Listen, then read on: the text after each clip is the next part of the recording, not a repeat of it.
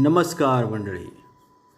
या आधीच्या भागात आपण भगवद्गीतेच्या पंचम अध्यायाचे सर्व श्लोक पाहिले, त्याचा अर्थासह वाचन केलं मंडळी. आज आपण पाहूया भगवद्गीतेच्या पंचम अध्यायाचा सारांश.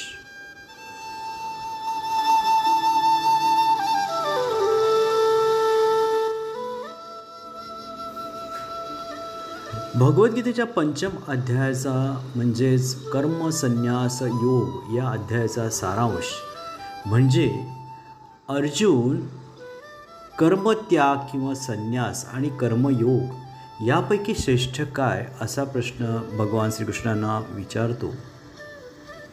श्रीकृष्ण सांगतात की दोन्ही मार्ग एकाच ध्येयाकडे नेतात, पण कर्मयोगी जो आसक्ती आणि फळाची इच्छा सोडून देहाने, मनाने, बुद्धीने आणि इंद्रियांद्वारे फक्त आत्मशुद्धीसाठी कर्म करतो, तो संन्यासीच असतो आणि सुखाने बंधनातून मुक्त होतो, कारण तो राग, द्वेष आणि द्वंद्व सोडतो. अर्जुन पुढे असे विचारतो की या दोन्हीमध्ये जास्त कल्याणकारक काय आहे.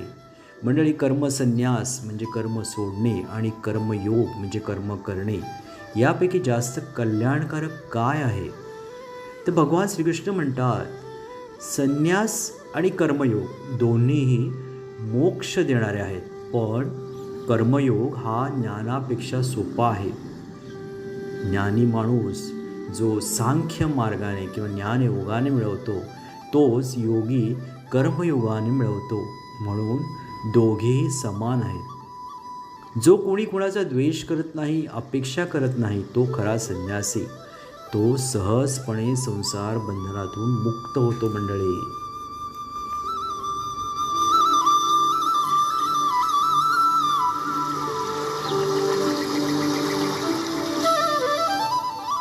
कर्मयोगी आणि त्याचं आचरण कसं असतं. आसक्ती सोडून जो शरीर, मन, बुद्धी आणि इंद्रियांद्वारे फक्त आत्मशुद्धीसाठी कर्म करतो, तोच योगी खरा संन्यासी. हे आपण पाहिलं आत्ता मंडळी.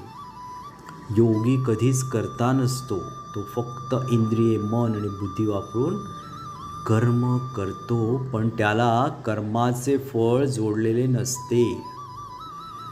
जो फळाची आसक्ती सोडतो त्याला शांती मिळते. जो इंद्रियांवर विजय मिळवतो तो अर्थातच शांत असतो. मंडळी,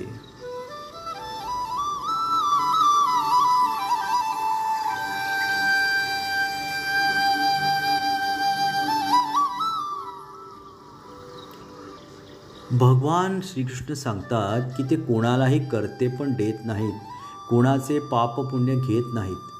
ज्ञानी लोक आत्मज्ञान प्राप्त करतात आणि सर्वत्र परमात्म्याचेच दर्शन घेतात. त्यामुळे ते शांत आणि आनंदी राहतात. मंडळी,